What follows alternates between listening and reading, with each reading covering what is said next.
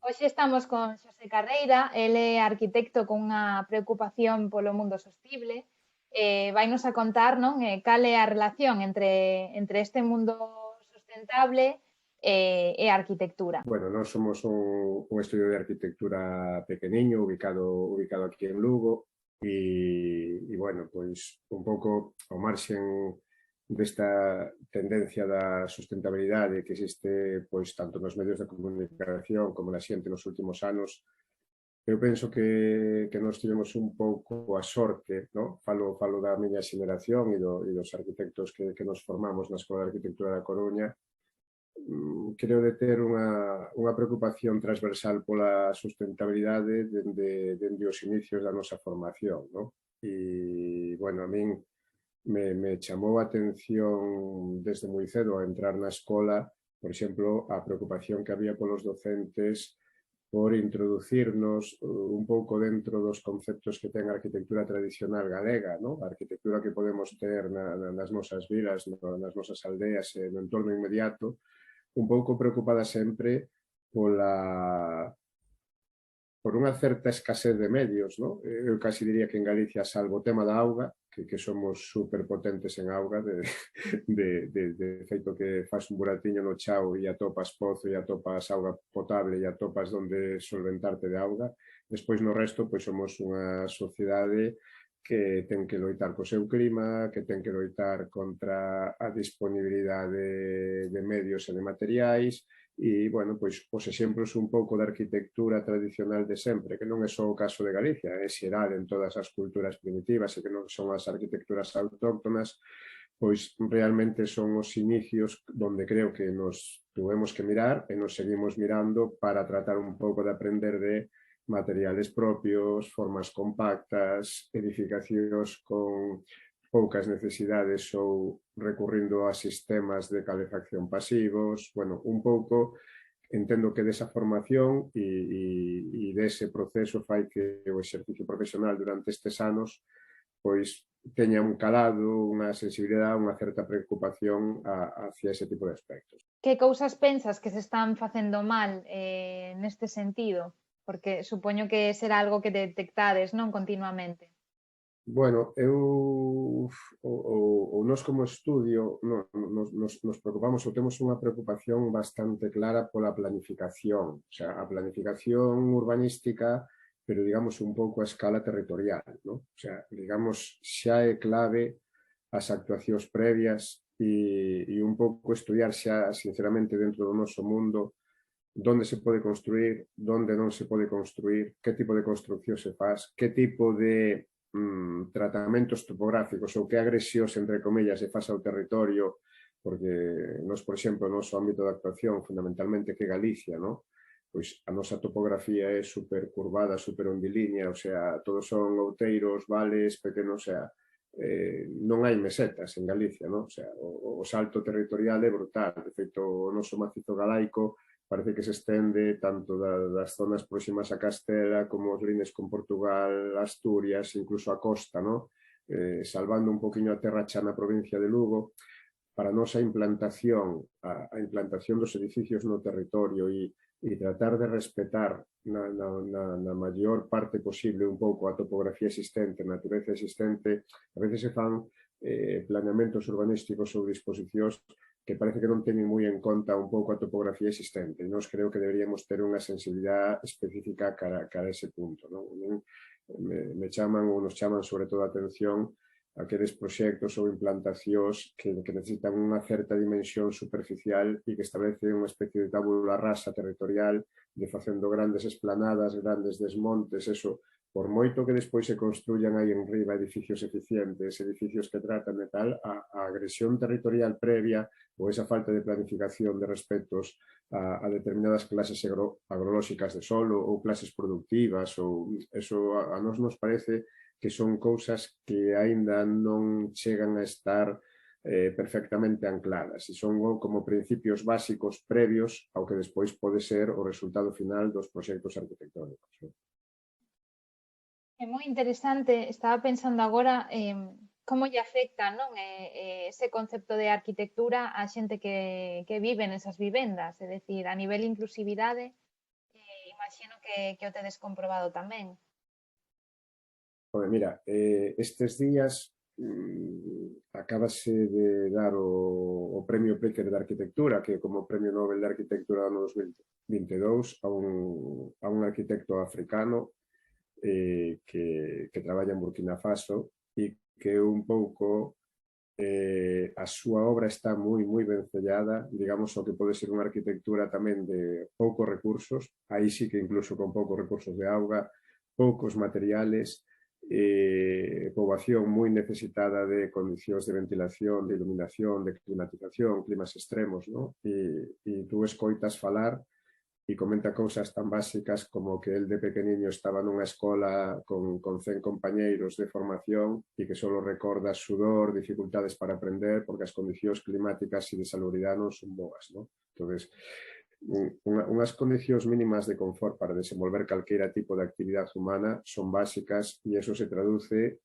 a través da cabaña. As cabañas que facemos hoxe en día son os refuxios que van máis ao lado físico e que tratan de ser tamén refuxios emocionais e refuxios de seguridade e de confianza, non?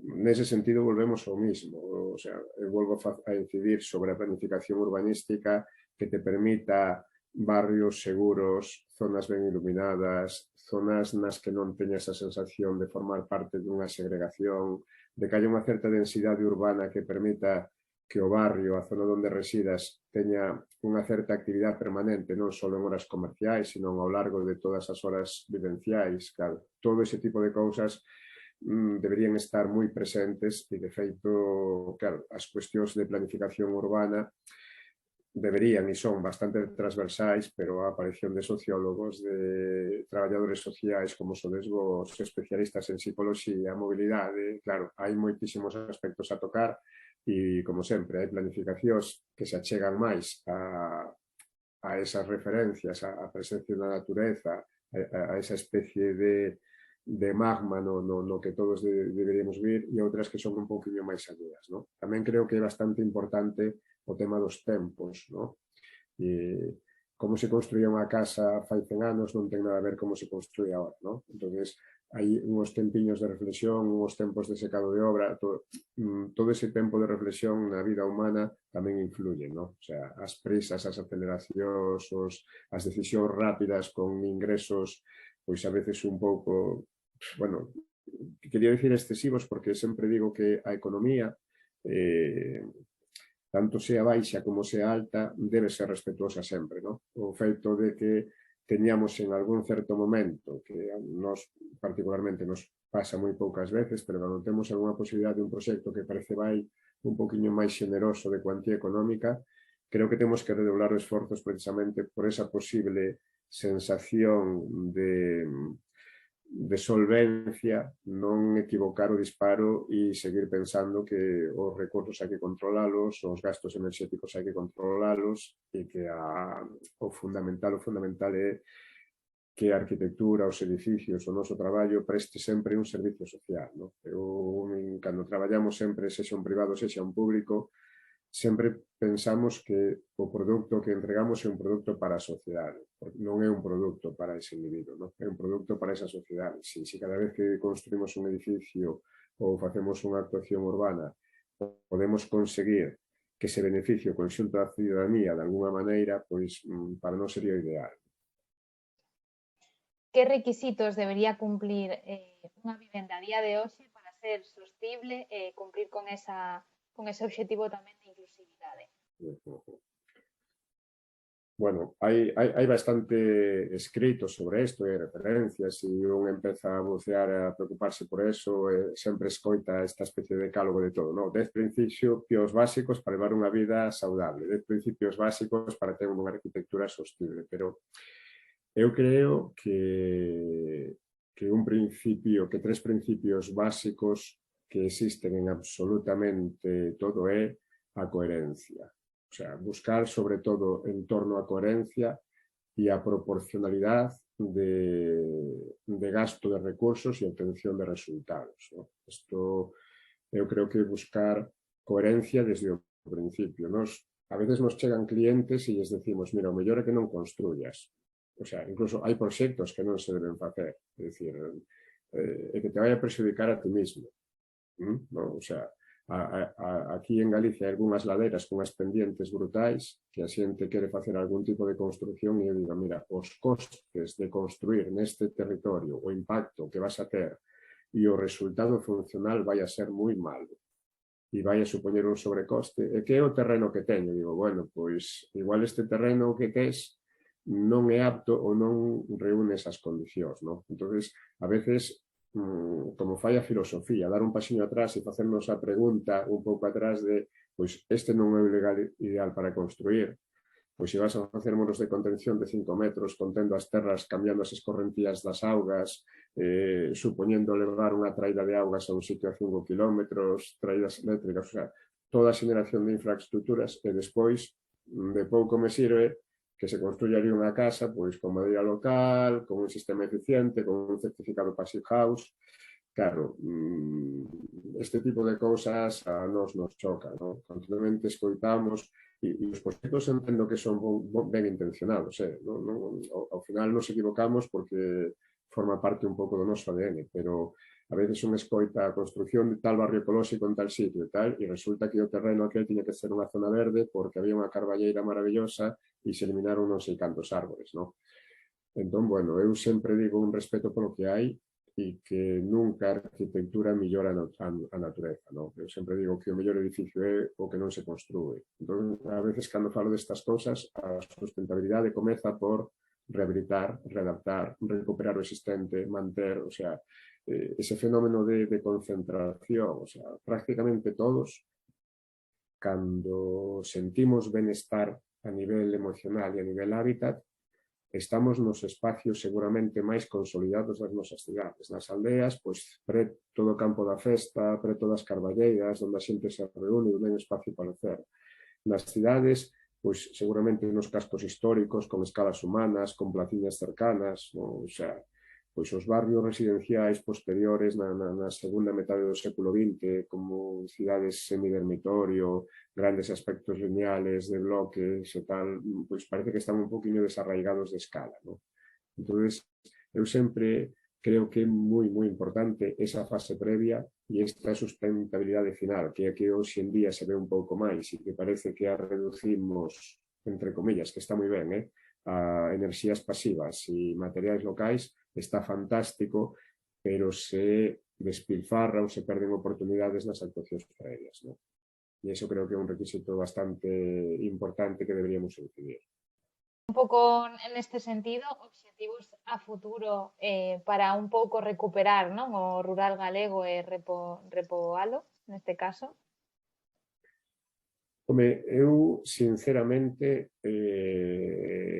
claro, eu teño unha vinculación co rural moi idílica, non teño familia no rural, nin percibín, e claro, eu o que noto nas xeneracións anteriores que hai de todo, pero hai unha certa porcentaxe un pouco de identificación do rural con dificultades vitales, ¿no? Porque un porcentaxe alto da poboación se vivía no rural en condicións de pouca salubridade e incluso en condicións económicas difíciles. Entonces, se entende claramente que esa memoria colectiva teña un certo rechazo ou un certo distanciamento, non?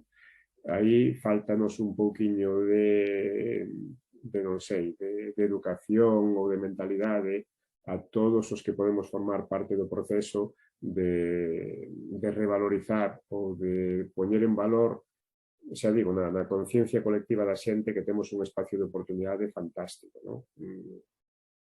Eu recordo, por exemplo, a Miralles, un arquitecto catalán que, bueno, falleceu moi noviño e que era un arquitecto moi revolucionario en España, fará xa 15 ou 20 anos que falleceu, visitando Galicia nunha das conferencias, ele era catalán, non?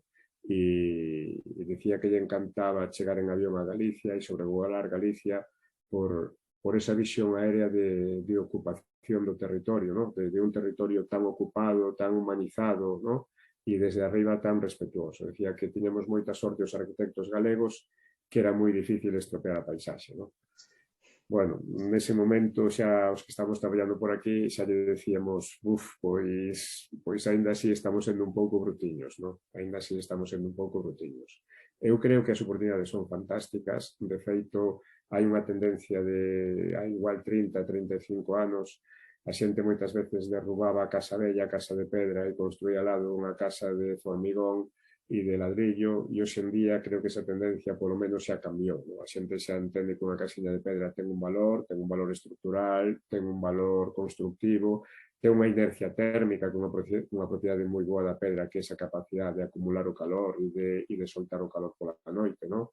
Entón, bueno, ese tipo de cosiñas penso que se van mellorando, pero creo que as potencialidades son brutais e, de feito, moitas veces eu a nivel teórico me veñen a cabeza tamén postulados de arquitectos de principios de século, cando falaban das cidades ideais de París, de Berlín, eu a veces me veñen a cabeza e recreo de maneira un pouco tópico esa aldea modelo de Galicia e hai exemplos, pois, eu que sei, os tratamentos que se están facendo en Allariz, por exemplo, en Ourense, no? Que é unha vila de tamaño medio, onde hai unha preocupación moi clara polo urbanismo de pequena escala, pola recuperación das zonas do río, pola recuperación dos empedrados, o sea, e tives exemplos que me veñen ahora a cabeza dese estilo e dices, as oportunidades hainas e os modelos e os avances van existindo e sempre poden tirar un pouquiño como estímulo, pero as oportunidades son moi grandes.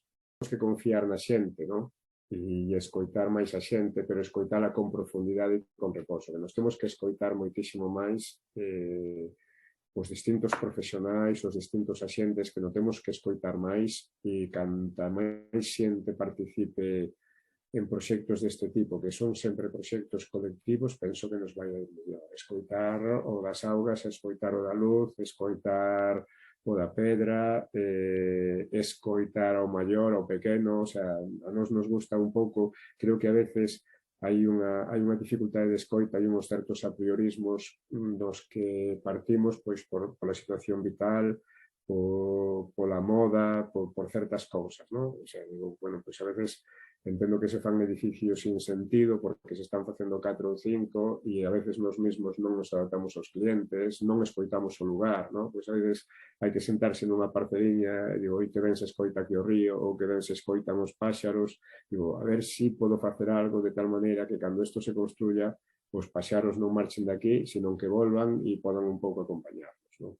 Eu pois un pouquiño esas escoitas máis transversais e tamén un pouquiño de humildade. Penso que nos fai falta ensinar a todos un pouquiño de humildade, esa sensación de desprenderse a veces do traballo propio e sentir que sempre o ser humano, o que creo que tratamos de dar é conseguir a través do noso traballo a felicidade dos demais. E eu creo que con ese tipo de cousas, se tú ves un regato e queres que ese regato sexa feliz, non lle cambies o curso ao regato. Non? O sea, tú pensa que o Vigo ten unha trayectoria, ten un sentido natural de evacuación de augas, está indo por aí porque estuvo indo, non ten sentido que tú chegues, construyas unha casiña e desvíes o regato. Non?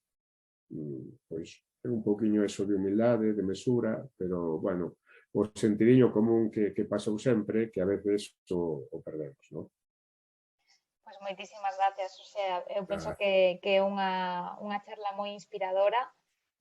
Penso que tamén dende o traballo social, tendo en conta isto, non, que decías, de escoitarnos, de preguntarnos, se pode facer moito futuro en colaboración. Nada, moitas grazas dende o Colexio. Pois graciñas a vos e moita sorte, gracias.